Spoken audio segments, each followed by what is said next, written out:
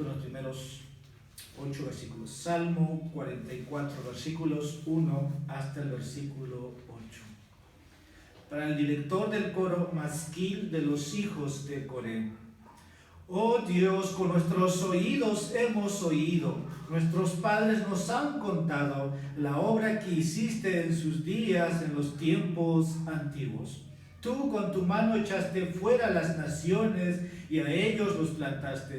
Afligiste a los pueblos y a ellos lo hiciste crecer. Pues no por su espada tomaron posesión de la tierra, ni su brazo los salvó, sino tu diestra y tu brazo y la luz de tu presencia, porque te complaciste en ellos. Tú eres mi rey, oh Dios, manda victorias a Jacob.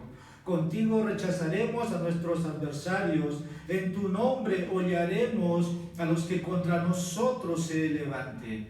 Porque yo no confiaré en mi arco, ni me salvará mi espada, pues tú nos has salvado de nuestros adversarios y has avergonzado a los que nos aborrecen. En Dios nos hemos gloriado todo el día y por siempre alabaremos tu nombre. Selah. Oremos. Oh bendito Dios, estamos leyendo tu palabra y siendo cautivados por la manifestación de tu poder y como, oh Dios, en la historia has prevalecido frente a los adversarios de los tuyos. Señor, en la eternidad determinaste que habría un pueblo, pero dentro de ese pueblo, Señor, muchos, Padre, han sufrido, muchos, oh Dios, se han levantado para poder ser, para aquellos que te representen, tomando tu Santa Escritura, mostrándolos, oh Señor, la revelación de tu ser. En esta hora queremos pedir una vez más, a través de este salmo, poder ver, oh Dios, tu poder sobre todo, autoridad, tu poder, Señor, en el control, y cómo, Señor, sigues llamando también, Padre, a muchos para que se levanten y sigan honrando tu nombre, a pesar, Señor, de todas las adversidades, a pesar de lo que el enemigo puede hacer alrededor nuestro, como acabamos de cantar de un momento atrás. Aunque se levanten demonios 1000, no temeremos mal alguno, porque, oh Dios, tú estás con nosotros. Por eso el salmista dice, porque yo no confiaré en mi arco, ni me salvará mi espada. Sabemos, Padre, que la victoria viene de ti. Gracias, oh Dios, háblanos una vez más en esta hora. En Cristo Jesús te pedimos esto. Amén. Podemos tomar asiento. Hoy, domingo 31 de octubre, es un día muy célebre, vamos a decir, para la iglesia protestante, porque una vez más vamos a recordar lo que Dios, hermanos, hizo en el pasado, y por eso intencionalmente tomé o volví al Salmo 44. Nosotros estamos en la serie de los Salmos, pasé por ahí, pero no lo toqué tomando un tema muy específico en particular. Hoy día quiero tomar de esta manera, hablando de las doctrinas que impactaron, vamos a decir, hace más de 500 años atrás, domingo de la Reforma. Y quisiera que puedan ustedes prestar su atención en la lectura del Salmo 44. No lo voy a hacer todos los versículos como siempre lo he hecho, solamente los primeros 8 versículos, pero que este salmo puede ser, hermanos, algo muy real, vamos a decir, cada uno de nosotros encarnando lo que Dios siempre ha hecho con los suyos. No estamos en el tiempo, vamos a decir, hace 500 años atrás, sino estamos ya 504 años atrás. Pero ¿qué hubiera sido si nosotros hubiéramos estado? Quiero que por un momento puedan pensar, hace más de 500 años atrás, sea en Alemania, sea en Inglaterra, o sea aquí en Perú, cuando todavía estaba la colonización. Sabemos, hermanos, que la civilización ha avanzado por la influencia, vamos a decir, del pueblo de Dios. Antes la gente mucho no sabía leer, otros en la mayoría, vamos a decir, en todos los lugares, en cada país, la lectura es promovida desde las escuelas. Pero en los tiempos, hermanos, vamos a hablar de los años 1500, Todavía, hermanos, no había ciencia, no había literatura disponible, solamente esto estaba para algunos, vamos a decir, algunos personajes, aquellos que puedan estar en eminencia, o tal vez alguna tradición como llamada la Iglesia Católica, pero hermanos, el mover de Dios ha sido bastante influyente en los últimos 1500 años. Y eso nos hace remontar, voy a decir, que a través de este Salmo 44 quiero que podamos dar algunos principios o doctrinas que retumbaron, vamos a decir, todo Europa o todo el Occidente, y de cómo hoy día se habla, hermanos, de que la reforma debe continuar. Y creo que uno de los himnos que acabamos de entonar, Castillo Fuerte, es un himno muy tradicional que la iglesia evangélica se identifica. Este país tiene la tradición hoy día de celebrar el Día de la Canción Criolla, en otros países el Día del Pastor o el Día de las Iglesias Evangélicas. Hermanos, los protestantes sabemos de dónde hemos venido. Y quiero decir que usted, hermano, tiene una herencia, vamos a decir, un legado muy hermoso que Dios le ha dado. Y por eso es que nosotros somos una iglesia protestante, aunque muchos evangélicos no se llaman protestantes porque no tienen identidad con lo que pasó hace más de 500 años atrás. Y solamente, si usted sabe un poco de historia, todo tiene un acontecimiento a través de un hombre llamado Martín Lutero. Un 31 de octubre dice que este hombre se dirigía a Wittenberg a clavar sus 95 tesis, porque Lutero no estaba de acuerdo con lo que estaban enseñando, vamos a decir, sus compañeros. Lutero, como un monje, bueno, había sido llamado por Dios en su momento, pero Lutero tampoco sabía lo que iba a acontecer con lo que él iba a enseñar, porque al final de sus días, él solamente dijo, yo solamente me dediqué a enseñar, y la palabra de Dios empezó a correr o a regarse, ¿no? Y Dios estaba haciendo eso. Y de ahí que cuando Martín Lutero pedía diálogo, ¿no? con los de Roma, el papado, y Lutero no fue atendido. Quiero decir, cuando no fue atendido es que le pidieron que Lutero se retractaran de sus 95 tesis. La palabra, vamos a decir, la palabra de Dios estaba exclusivamente para la tradición católica romana. El pueblo no tenía acceso a las escrituras. Si hablamos de la Biblia estaba en el latín. ¿Y qué es lo que hace Lutero al comienzo, hermanos? Para traer, vamos a decir, las Santas Escrituras al pueblo alemán. Empieza a traducir de los idiomas originales al alemán. Y hay muchos monjes que se van convirtiendo y van traduciéndolos también en sus idiomas. Es así que Lutero empieza a enviar muchos monjes que se habían convertido en evangélicos, cada Biblia traducido en su idioma. Y así es que Europa se va convirtiendo, vamos a decir, en un pueblo evangélico y que no estaba de acuerdo. Sea Francia, igual manera, sea mismo Alemania. Entonces había un resurgir en todo esto. Por eso el versículo 1 dice, oh Dios, con nuestros oídos hemos oído. Han pasado 5 décadas y creo que siempre hemos tenido el privilegio de escuchar lo que Dios hizo en antaño, ¿no? Con este hombre y lo que Dios hoy día puede estar haciendo con otros. Así que por un momento imagínate que hubiera sido si tuvieras un habitante en esos tiempos. No hay civilización todavía. Para que el mercado de la economía empiece, hermanos, tuvo que iniciarse con la reforma. Para que haya imprenta, hermanos, y las Biblias sean editadas así tan rápidamente, aunque Roma no quería eso, mis hermanos, tuvo que ver con lo que Dios estaba trayendo a una nueva civilización.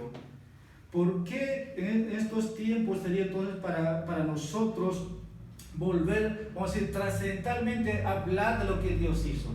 El Salmo 44 trae una memoria de lo que Dios había hecho en los días pasados. Cómo el pueblo de Israel, cómo los hijos se identificarían con los pasados. Dice, con nuestros oídos hemos oído, nuestros padres nos han contado. Hermanos, si no habláramos aunque sea de una vez al año de lo que Dios hizo hace años atrás, mis hermanos, estaríamos simplemente viviendo el presente y no sabríamos nada. Si nosotros nos consideramos reformados, Y eso quiero decir, mis hermanos, aquellos prácticamente que hemos sido herederos de todo lo que nos han dejado. Ellos han luchado, vamos a decir, por la fe, han dado sus vidas, persecuciones, martirios, arrestos, expulsiones. Y así, mis hermanos, nosotros hoy tenemos la libertad por todo lo que Dios nos ha devuelto.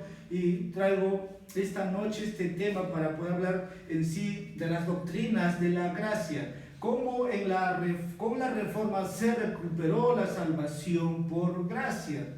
Sabemos, Roma presentaba la salvación o el perdón de pecado por medio de los sacramentos, por medio de obras, y Dios había abierto los ojos a Lutero, que la salvación es solamente por fe. Y de ahí que Martín Lutero, con el texto de Romanos, capítulo 1, versículo 16, serían abiertos sus ojos.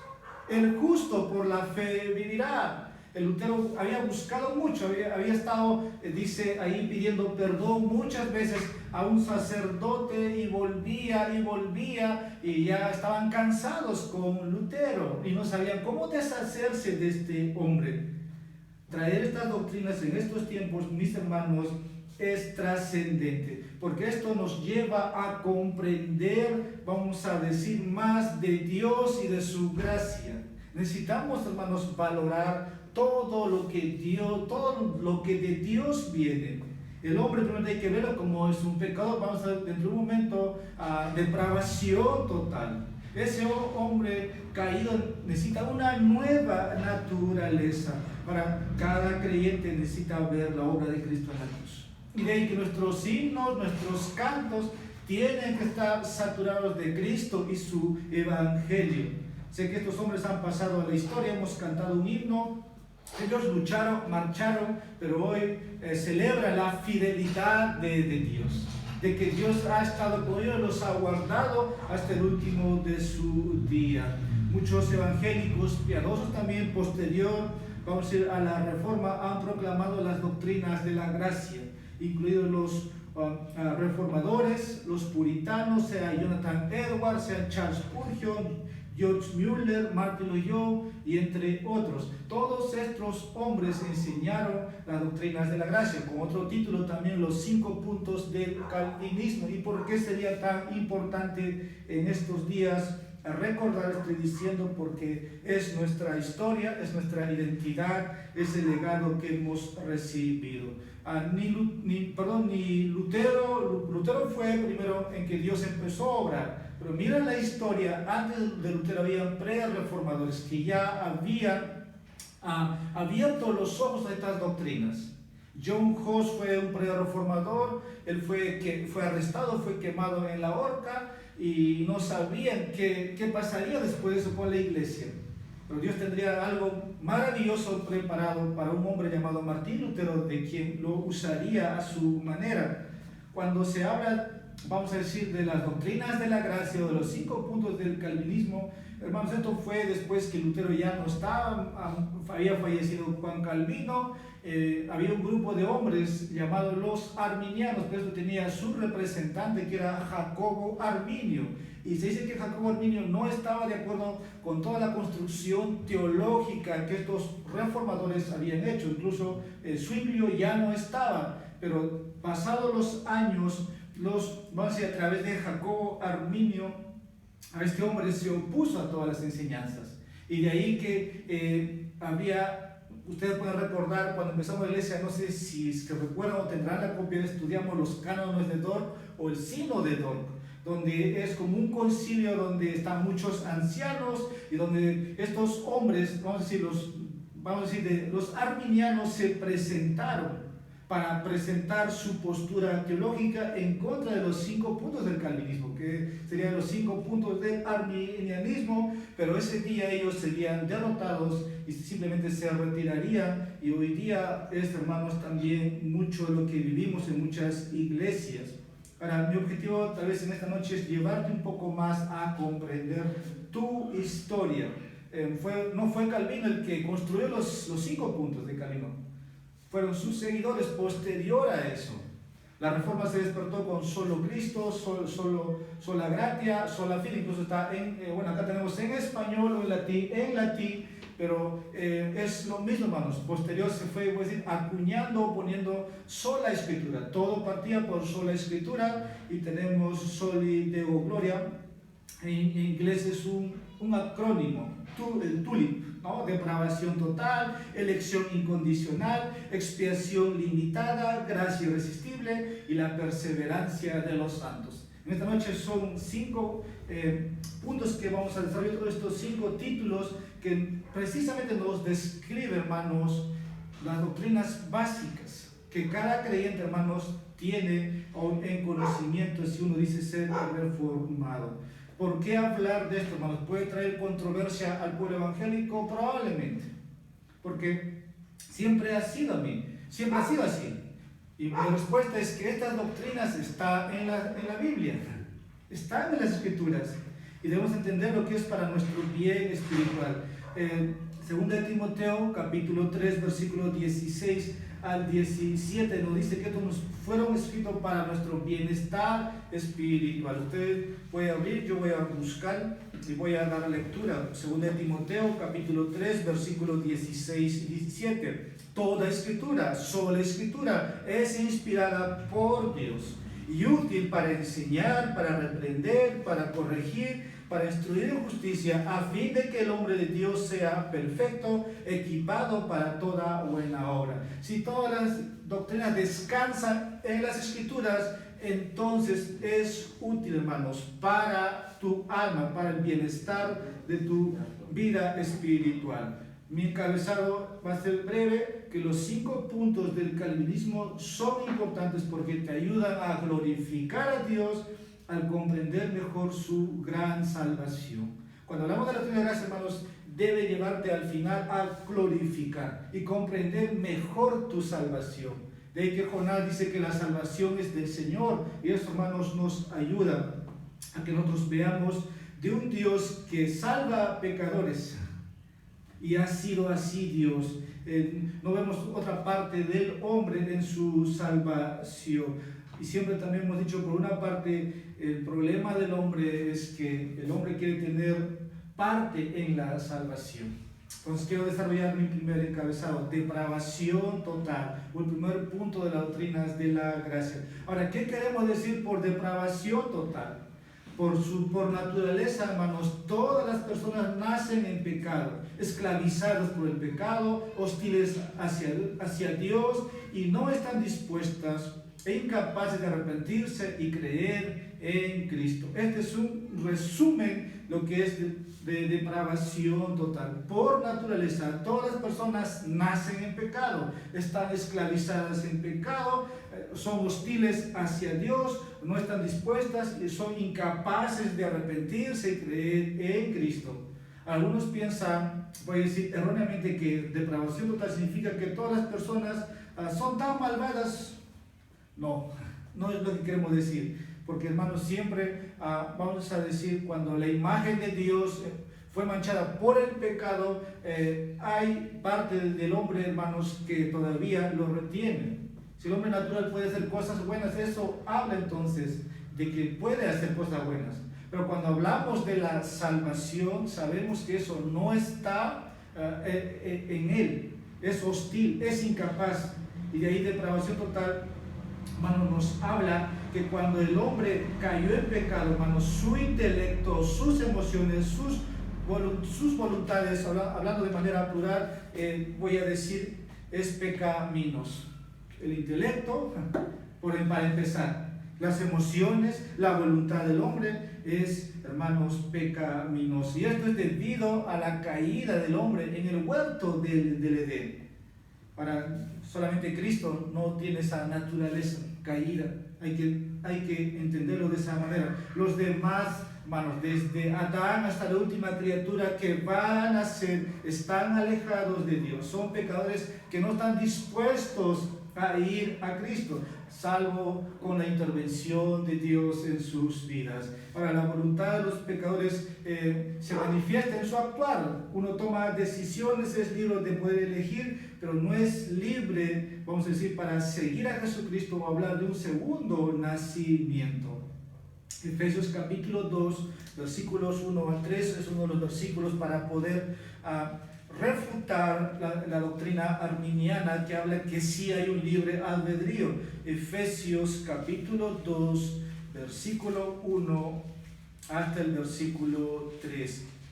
Dicen las Escrituras: y Él os dio vida a vosotros que estabais muertos en vuestros delitos y pecados, en los cuales anduvisteis en otro tiempo, según la corriente de este mundo, conforme al príncipe de la potestad del aire, el espíritu que ahora opera en los hijos de desobediencia, entre los cuales también todos nosotros en otro tiempo vivíamos en las pasiones de nuestra carne, satisfaciendo los deseos de la carne y de la mente, y éramos por naturaleza hijos de ira, lo mismo que los demás. Pablo está afirmando, hermanos, aquí la condición, vamos a decir, del hombre desde que nace. Es como dice literal, está muerto en sus delitos y pecados. En otra parte, Pablo afirma en Efesios capítulo 4, versículo 17, el mismo libro, dice: esto digo pues y afirmo juntamente con el Señor, que ya no andéis así como también los gentiles en la vanidad de sus mentes, entenebrecidos en su entendimiento, excluidos de la vida de Dios por causa de la ignorancia que hay en ellos, por la dureza de su corazón. Entonces, esta es la condición. Otra parte, Pablo dice en 1 Corintios capítulo 2, versículo 14, el hombre natural no puede percibir las cosas que son del Espíritu. Entonces, sea Pablo en estas cartas nos hace recordar que el hombre, hermanos, tiene entenebrecido su entendimiento, porque el Dios de este siglo, dice, los ha cegado, 2 Corintios capítulo 4, versículo 3 al 4, y por eso es que el evangelio para ellos no es buena noticia. La diferencia con lo que estaba pasando en Roma era distinta. Ellos creían que por medio de los sacramentos, o sea, no hay una mente entenebrecida. Es algo absurdo lo que Roma mostraba. La Biblia dice, hermanos, el hombre no puede ver porque está velado. El Dios de este siglo, hermanos, ha secado a los incrédulos para que no puedan ver la luz del Evangelio. La Reforma ha traído, hermanos, el Evangelio una vez más en las manos de su iglesia, en las manos de los ministros que pueden estar proclamando. Volviendo a Pablo, las personas ciegas son incapaces de ver esa gloria del Evangelio. Satanás se encarga. Puede ser que sea adornado con un llamado de evangelio de prosperidad o con un nuevo evangelio. Pablo dice, no hay otro evangelio. Pablo describe a los que están fuera de Cristo, Romanos capítulo 8, versículos 7 al 8, que la carne es enemiga de Dios. No quiere sujetarse a Dios, a la ley, y no puede agradar, en fin. Cuando afirmamos depravación total, estamos viendo la incapacidad de los pecadores caídos de agradar a Dios. Son, vamos a decir, en ese término, incapaces de poder hacer algo bueno, agradar a Dios. Salvo que Dios intervenga, les dé la fe salvadora, entonces pueden creer en Cristo. Jesús enseñó lo mismo a Nicodemo en Juan capítulo 3, versículos 1 al 8 del nuevo nacimiento. A menos, Nicodemo, que si naces del Espíritu puedes ver el reino de los cielos. Juan capítulo 8, versículo 43, hay otra parte donde Jesús está discutiendo. Dice, ustedes no comprenden. Voy a buscar para dar lectura con ustedes. Juan capítulo 8, versículo 43, dice: ¿por qué no entendéis lo que digo? ¿Por qué no podéis oír mi palabra, mis hermanos? Es que Satanás tiene el entendimiento entenebrecido. Puedes pasar por una iglesia, puedes pasar por tradiciones. Si Dios no interviene, tienes el entendimiento entenebrecido. Te estoy mostrando esto para luego ir contra el argumento de los arminianos que construyeron y cómo hoy día muchos pueden estar alabando o celebrando que tienen su libre albedrío. Todos necesitan nacer de Dios, necesitan un milagro de Dios en su vida. Si eso no pasa, hermanos, ¿de qué obra hablamos? ¿De qué obra de salvación? necesitan el gran poder de Dios para salvarlos.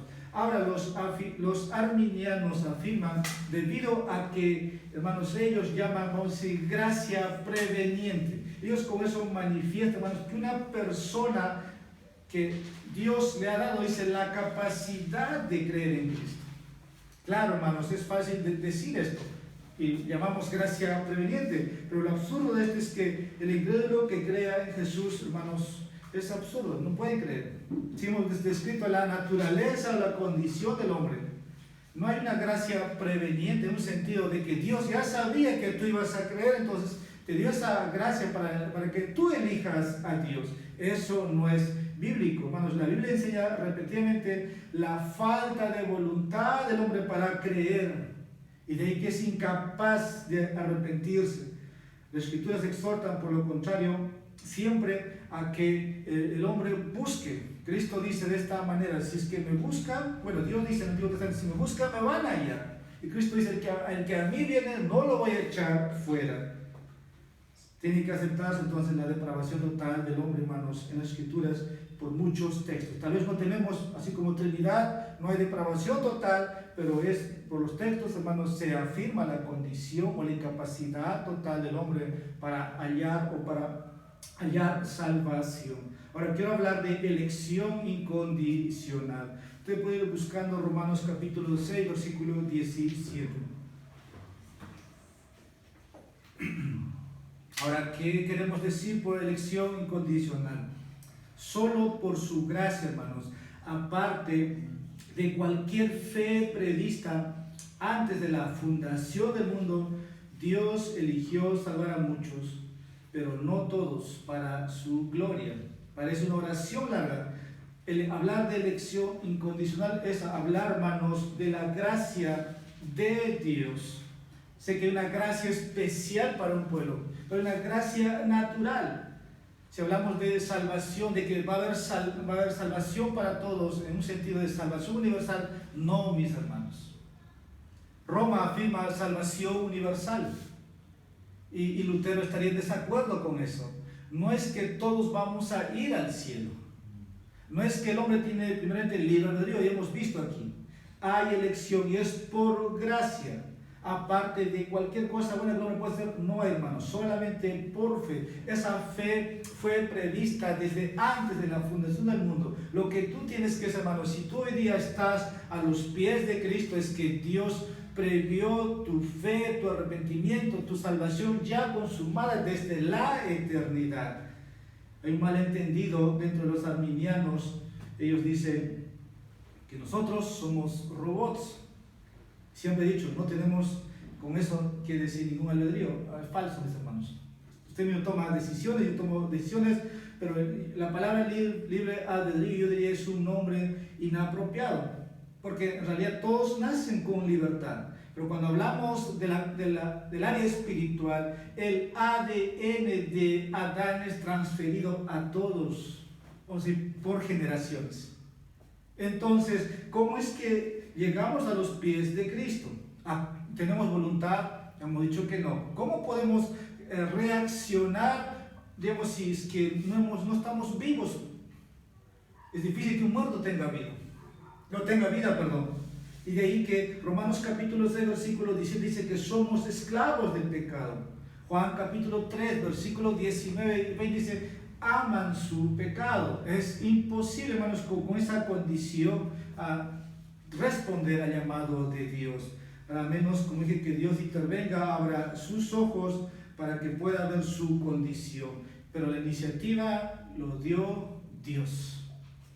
Elección incondicional afirma, hermanos, gracia antes de la fundación del mundo. Apocalipsis capítulo 3, versículo 8. Y Pablo en otra parte diría, Efesios 1, versículo 4 y 5, que nos escogió antes de la fundación del mundo para que fuéramos santos y sin mancha. Como Romanos 8, versículo 29 y 30 dice que Dios, hermanos, nos predestinó desde la eternidad. Estas doctrinas deben ser, hermanos, al final valoradas, apreciadas por cada uno de los receptores de la gracia del Señor. Los arminianos tal vez dicen, Dios conoció de antemano que iba a creer, entonces me eligió. Es falso. Es poder, hermanos, dar voluntad al hombre caído en su naturaleza. Ellos afirman eso y pueden basarse, usar muchas partes de las Escrituras, pero no tienen nada que ver. Cuando afirmamos que de la elección de las Escrituras también al final confirmamos, si Dios eligió, entonces Dios tiene que ver con mi salvación, con su gloria, y sé que es para mi bien. Y así ha sido, hermanos. Una segunda razón para rechazar, voy a decir, la visión arminiana de la presciencia, hermanos, es que dice Dios ya sabía que yo iba a creer, entonces yo decidí creer. Falso. Parece muy construido, pero es por lo que hemos visto en el primer punto, esto no sucede, mis hermanos. Yo sé que Dios es omnisciente, Él conoce de antemano su pueblo, pero hermanos, hemos visto también en otros estudios cómo Dios se relaciona con los suyos. Siempre ha sido por medio de pactos. Entonces hay muchas doctrinas que puedan romperse, voy a decir, si es que quisiéramos afirmar desde otra perspectiva. Lo que Dios sí sabe de antemano es que, como dice Efesios 1, versículo 11, quiero que podamos leer todos juntos esta cita, y esto es parte de tu salvación. Efesios 1, versículo 11 dice, también hemos obtenido herencia. Estamos hablando de elección incondicional. Habiendo sido predestinados según el propósito de aquel que obra todas las cosas conforme al consejo de su voluntad. Algunos objetarían, si Dios no eligió a todos para salvación, entonces no ama a todos. Otra objeción presentada por los arminianos, y la Biblia dice que no quiere que nadie perezca. ¿Cómo unes? Pero la Biblia dice, hermanos, en el Antiguo Testamento, hablando de Israel, Dios eligió a su pueblo. Deuteronomio capítulo 7, versículo 6. Esto significa que antes de que Cristo, hermanos, incluso viniera, antes de que tú y yo naciéramos, Dios ya ideó nuestra salvación. Son otras palabras. Romanos 5, 8, versículos 8 dice más, Dios muestra su amor para con nosotros en que siendo aún pecadores, Cristo murió por nosotros. Antes de que nosotros naciéramos, antes de que Israel viniera a ser como nación, Dios ya tenía un plan. Ahora, ¿qué significa, hermanos, en otra parte de las Escrituras este tema? Entonces, ¿significa que Dios a unos los predestinó para ir al infierno? Porque también el arminiano dice eso. Mis hermanos, Dios en su soberanía siempre ha mostrado, vamos a decir, con un trato especial a un pueblo. El Antiguo Testamento es un ejemplo de lo que hoy día es la iglesia. El amor de Dios trasciende, hermanos, hoy culturas, naciones. Si Dios solamente se hubiera quedado con Israel, ¿qué podemos decir a Dios? Es Dios. La salvación solamente sería para Israel. Pero, hermanos, el amor de Dios trasciende fronteras, voy a decir de otra manera, porque para que las naciones no sigan sus propios caminos. El Inca estaba tras el sol, los venideros hubiéramos estado tras los dioses que habríamos de construir. Pero Dios, hermanos, intervino en nuestro camino y nos volvimos al Creador, como podemos explicar. Y de eso que Hechos capítulo 14 versículo 16 dice, Dios manda ahora que todos los hombres se arrepientan porque Dios ha pasado por alto sus pecados. Y cuando esto sucede, mis hermanos, muchos vienen al conocimiento del Señor. Estoy hablando de manera brevemente, ahora quiero hablar de expiación limitada, otra doctrina de la gracia. Expiación limitada, no expiación ilimitada, que puede hablar de que, vamos a decir de manera plural y no particular. La expiación limitada tiene que ver, hermanos, con la muerte de Cristo que pagó la pena de los pecados para asegurar la salvación de todos los que el Padre le ha dado al Hijo. Eso es expiación limitada, que la muerte de Cristo pagó la pena del pecado para asegurar la salvación de todos lo que el Padre le había dado al Hijo. Esto puede ser expiación particular.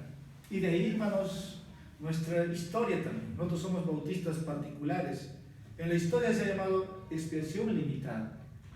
pero ha pasado los años, los siglos, ha sido expiación particular, hablando de un grupo, de un grupo particular.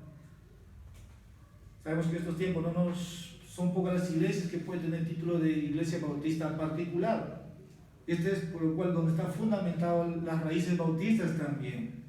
Como dije, aquí llegamos y aquí tenemos que sustentar, hermanos, a través de estos versículos ahora que voy a decir, ¿qué entendemos por expiación limitada? Tiene que ver con redención, otra palabra que usan, redención particular. Hay un problema con el corazón del hombre, es que dicen, algunos dicen es que la muerte de Cristo no logró lo que se había propuesto hacer desde la eternidad. Mis hermanos, esa pregunta no está bien construida. Sabemos que la obra de Cristo, hermanos, no hizo posible que tú creyeras. No hizo posible. Cuando Cristo estaba diciendo consumado, estaba diciendo todo está hecho. Tu deuda está pagada. Y no hay otra segunda deuda que pagar. Pero el arminiano limita la efectividad de la muerte de Cristo. Como que no hizo posible, hermanos, Cristo hizo posible con su muerte que tú creyeras. Ahora, si es que Cristo no hubiera logrado eso, estaríamos hablando, hermanos, de una obra ineficaz. No sé si es la palabra. ¿Cristo murió para hacer posible la salvación para todos? No, hermanos, Cristo murió para asegurar tu salvación. Esa es la respuesta. Mateo capítulo 1, versículo 21 dice que Cristo murió para salvar a su pueblo de sus pecados. Es lo que dicen las Escrituras. Mateo capítulo 1, versículo 21, pero voy a buscar Efesios capítulo 5, versículo 25. Maridos, amad a vuestras mujeres, así como Cristo amó a la iglesia, escuchen, y se dio a sí mismo por ella, por su pueblo. Apocalipsis capítulo 5, versículo 9 representa los redimidos en el cielo cantando, digno eres de tomar el libro y romper sus sellos porque fuiste inmolado y compraste para Dios un pueblo. No compró a todas las personas, sino a algunas personas. Gente de toda lengua, de toda tribu, de toda nación, gente de todo lugar. Y de ahí que no hablamos de salvación universal, sino de expiación limitada o redención particular. Para Cristo asegura esto, vamos a decir en nuestro lugar. Comprender entonces esto nos lleva, hermanos, de que hay esperanza para el hombre. Hay esperanza. Solamente decir al pecador, ven y cree. Ven y cree. La cuarta doctrina de la gracia es gracia irresistible. ¿Qué queremos decir por gracia irresistible? Que a través de la obra de su Espíritu, Dios, hermanos, atrae infaliblemente a sí mismo a todos los que ha elegido salvar. Repito, a través de la obra de su Espíritu, Dios atrae infaliblemente a sí mismo a todos los que ha elegido salvar. Y muchas veces se me ha preguntado, entonces, es como te succiona, es como un imán cuando Dios te llama, o es como, vamos a decir, ¿cómo se llama, mis hermanos, cuando limpian con el aparato? Aspiradora te succiona. Hermanos, la gracia irresistible es así. Llega el día de tu salvación, llega el día de tu encuentro con Dios, eres absorbido por el Espíritu de Dios, eres tan atraído y que te encuentras con Dios. Ahora, ¿cómo podríamos llamar otra forma? Llamamiento eficaz. Llamamiento eficaz. Ahora, eso no significa que Dios te llama y te dice, sígueme a golpes o te patea. No, mis hermanos. Voluntariamente el hombre es atraído, porque ese hombre está perdido, ha visto toda su condición. Y dentro de vamos a leer algunos textos. Esto no habla, hermanos, de que el hombre puede resistir al Espíritu Santo. Muchos arminianos dicen que el hombre puede resistir la salvación o el llamado del Espíritu Santo. Puede estar hablando el predicador, el evangelista, como ellos dicen, y si tú has escuchado la voz, tú dices a Dios, todavía, Dios con minúscula, no es el tiempo de que yo sea cristiano. Mis hermanos, eso no pasa. no pasen la conversión. El llamamiento eficaz es que, hermanos, Dios cumple su propósito de salvar al pecador en el día señalado. Hechos capítulo 7, versículo 51, ya estamos avanzando un punto más y vamos a finalizar. Dice Hechos capítulo 7, versículo 51, vosotros que sois duros de cerviz, incircuncisos de corazón y de oídos, resistís siempre al Espíritu Santo, como hicieron vuestros padres, así también hacéis vosotros. Mis hermanos, cuando Dios opera por el Espíritu Santo, vamos a decir que Dios va a cumplir todo lo que ha previsto de antemano. ¿Qué vemos en la nación de Israel? Aquí está predicando Esteban, está relatando lo que Dios cómo Dios había sido tratado en respuesta de los judíos del Antiguo Testamento. Por eso leíamos al comienzo, o en la mañana, hermanos, en el Salmo 95, si oís hoy su voz. Pero el pueblo empezó a provocar, tentaron a Dios, entonces resistieron, vamos a decir, ese poder operador. Pero si ellos hubieran recibido voluntariamente, hermanos, el favor de Dios, hubieran visto, o tal vez hubieran tenido el privilegio de entrar a la tierra prometida. Aquí Esteban está llamándoles que son incircuncisos de corazón. Puede decir, hermanos, que no eran creyentes. Y de ahí que cita este texto a la par con dos textos más. Efesios capítulo 4, versículo 30. Libro de Efesios capítulo 4, versículo 30. Y no entristezcáis al Espíritu Santo de Dios, por el cual fuisteis sellados para el día de la redención. Una cita más, primera de Tesalonicenses capítulo 5, versículo 19. Dice el texto, no apaguéis el Espíritu. Lo que vemos aquí en estos textos es que, hermanos, el Espíritu Santo hace que aquellos que eligen para salvar estén dispuestos a venir que estén dispuestos a venir a Cristo. Pero de una manera, vamos a decir, voluntaria, de una manera feliz. Jesús enseñó en otra parte, en Juan capítulo 6, versículo 37, todo lo que el Padre me da, dice, vendrá a mí, y el que a mí viene, no le echo fuera. Él no dijo, espero que todo el que el Padre me da, decida venir a mí. Que muchos pueden afirmar en su libre albedrío. No es así, mas Cristo no dijo, todo lo que el Padre me ha dado, espero que ellos decidan venir por mí. Es falso. Por lo contrario, dijo que vendrían a Él porque el Padre ya se los había dado. Juan capítulo 6, versículo 44. Nadie puede venir a mí si no le trae el Padre que me envió. Cristo dice, yo le resucitaré en el último día o el día final. Esa es la promesa. Por eso Juan 6, versículo 65, solamente un grupo se quedó con Cristo y los demás dijeron simplemente, ¿a quién iremos?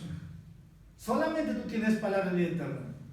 Cristo dice, ¿acaso ustedes quieren irse? Sabemos que la multitud estaba siguiendo, hermanos, por milagros, por señales, pero no estaban siguiendo, vamos a decir, conforme a un llamado. ¿Significa esto, hermanos, que una persona no tiene otra opción? La respuesta es no. La responsabilidad del hombre está, mis hermanos. El mensaje, a través del mensaje llamamos a que todos vengan, que todos procedan en arrepentimiento. La razón por la cual Dios, hermanos, va a decir, toca o ablanda corazones, es para que al final las personas lleguen a confiar en Cristo. Un texto, Mateo capítulo 13, versículo 44. Mateo capítulo 13, versículo 44. El reino de los cielos es semejante a un tesoro escondido en el campo, que al encontrar un hombre lo vuelve a esconder y de alegría por ello va. Vende todo lo que tiene y compra aquel campo. Si aplicamos a la salvación, mis hermanos, si literalmente fuera así, uno hace todo lo posible. Si ha visto que Cristo es ese tesoro, hermanos, hace todo lo posible para obtener ese tesoro. Sabemos que este mundo, hermanos, incluidos los cristianos, a veces estamos buscando solamente las migajas, cuando Dios, hermanos, cuando a Dios le pertenece todo. Pero a veces el hombre quiere siempre parte. Perseverancia de los santos, la última doctrina de la gracia. ¿Qué queremos decir por perseverancia de los santos? Todos los que Dios escogió para salvación y salvó por su gracia perseverarán para vida eterna. Repito, todos los que Dios escogió para salvación y salvó por su gracia perseverarán para vida eterna. Roma presentaba, vamos a decir, un mensaje de esperanza distinto. Muchos arminianos creen que la salvación se pierde, se dan cuenta que ese punto está equivocado, y de ahí que en el sínodo del Toro fueron sentenciados incluso como herejes. Hay iglesias, voy a decir, presbiterianas, reformadas, afirman, hermanos, que un arminiano no es un cristiano. Y de ahí que el tema puede ser delicado, hablar de la salvación, hermanos, es contrario a las Escrituras. Bueno, ¿qué quiero decir ahora para finalizar de perseverancia de los santos? Primeramente, de los que Dios eligió salvar. Ellos no van a perderse. Cristo aseguró que ellos van a perseverar para vida eterna. Y hay que, aquí en lo práctico, que muchas iglesias hoy día pueden estar con la oración del pecador, haciendo un llamado desde el altar. Mis hermanos, de ahí que la iglesia tiene que seguir reformándose a las Escrituras. De ahí que la reforma debe continuar. Si hay algo que corregir dentro de lo que uno puede practicar el evangelismo, es esa.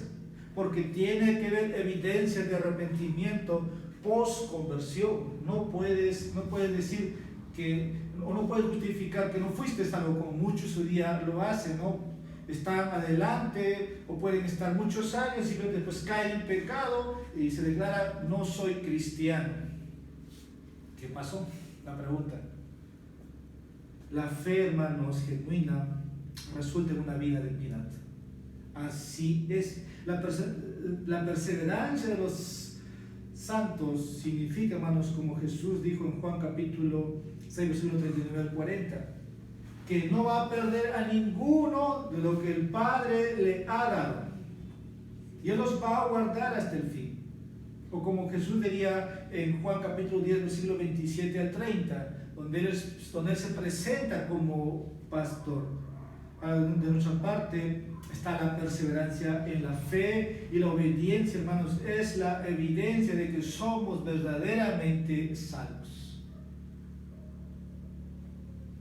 Dios cambió, hermanos, tu corazón a través del nuevo nacimiento. Si tu respuesta es sí, entonces, hermanos, tu vida se va a manifestar en una vida de piedad hasta el último día de tu vida, hasta el último día que respires. No hay una doctrina, como también muchos han construido, del cristiano carnal. De ahí que todos, hermanos, como muchos han dicho, muchas iglesias tienen que ser reformadas. Pero a las Escrituras con un entendimiento claro de lo que es el Evangelio. Entonces, en conclusión, no puedo hablar mucho, porque, hermanos, muchos lo tratan por separado, pero pudimos abarcar que son estas doctrinas claras en estos días hablar. Tal vez tengas mucha identidad o poca identidad, o estés despertando estas doctrinas. Pero esta doctrina, hermanos, ha sido dado para que su pueblo elegido disfrute, descanse en él. Una cita ya para ir avanzando, y parte final, segunda de Pedro, capítulo 1, versículos 10 y 11. Dice: así que, hermanos, sed tanto más diligente para hacer firme vuestro llamado y elección de parte de Dios, porque mientras hagáis estas cosas nunca tropezaréis, pues de esta manera os será concedida ampliamente la entrada al reino eterno de nuestro Señor y Salvador Jesucristo. Hermanos, hay una evidencia de tu perseverancia si tú te mantienes firme en tu llamado con diligencia cada vez más. Conclusión. Roma, como dije, ofertaba, hermanos, tu salvación por dinero. Tú hoy día sabes, hermanos, que tú no tienes que dar nada para ser salvo. Uno de los representantes, vamos a decir, de los que enseñaba la doctrina del purgatorio, John Texel, decía que cuando una moneda cae al cofre, hay un alma saliendo, dice, saltando con alegría. Tú puedes salvar a tu ancestro, a tu tatarabuelo, a tu padre si has perdido, si fue un indigno, para que no sufra más del purgatorio. Puedes lanzar tu moneda. Y de ahí que llamaba y ofrecía salvación por dinero, hermanos. Esta noche hemos visto algo muy claro. Roma pues está equivocado, sí, pero Roma ha mantenido esa posición hasta el día de hoy. Mantiene la posición, la salvación también por sus, vamos a decir, por descarte, ¿no? del bautismo que borra los pecados a través de lo que ellos presentan. Pero tenemos otra visión hoy día de la iglesia evangélica, que es la visión arminiana, que es muy común dentro de las iglesias, que tienen una visión limitada de Dios. Porque si comprendieran, vamos a decir, ampliamente su salvación a la luz de la revelación, entonces no negarían estas doctrinas. Pero ellos se oponen, y esto ha sido muy peligroso hasta estos tiempos. Mis palabras finales, hermanos, para ustedes en este día es que tengamos una comprensión mayor de este Dios que se nos ha revelado, que su gracia, hermanos, su misericordia, su amor, al mostrarte en su Hijo, hermanos, te ayude cada día a que con perseverancia ahora tú muestres diligentemente que le perteneces y que estás preocupado por los asuntos de su reino. Y entonces tú descubrirás que Dios, hermano, te va a dar un profundo amor por Él, por las cosas del reino.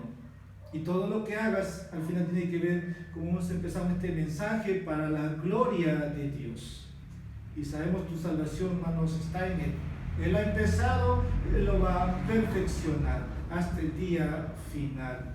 Estas son las doctrinas de la gracia, o más conocido como los 5 puntos del calvinismo, hermanos, que te ayudarán cada vez a glorificar el nombre de Dios. Vamos a orar.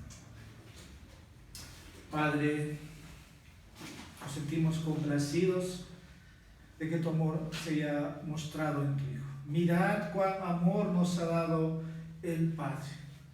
Oh Señor, si solamente cada uno de nosotros pudiera meditar en ese pasaje, uno puede contemplar verdaderamente o inexplicablemente, porque no podemos comprender. No tenemos parte en la salvación si no fuera por tu Hijo. Gracias, oh Señor, que has podido despertar nuestras almas, para que hoy puedan, oh Señor, deleitarse en los asuntos espirituales. Damos gracias, Señor, por las enseñanzas que se están dando en estos tiempos. Y oramos, Señor, para que también puedan ver hombres y mujeres siguiendo enseñando este mensaje. Y gracias por esta iglesia, Señor, por permitirnos abrazar el Evangelio de Jesucristo. Descansamos en la obra completa de Jesucristo, quien se dio por nosotros. Bendito seas, oh Dios. Sé con tu pueblo y oramos que tú sigas salvando a los tuyos. Usa nuestras vidas, nuestras voces, Señor, nuestros recursos para completar esa obra. Hay una misión como cristianos que tenemos que hacer, y es poder seguir profundizando y seguir hablando de estas doctrinas una vez dada a tu iglesia. Gracias, oh Señor, en Jesucristo oramos todo esto. Amén. Que Dios bendiga su palabra.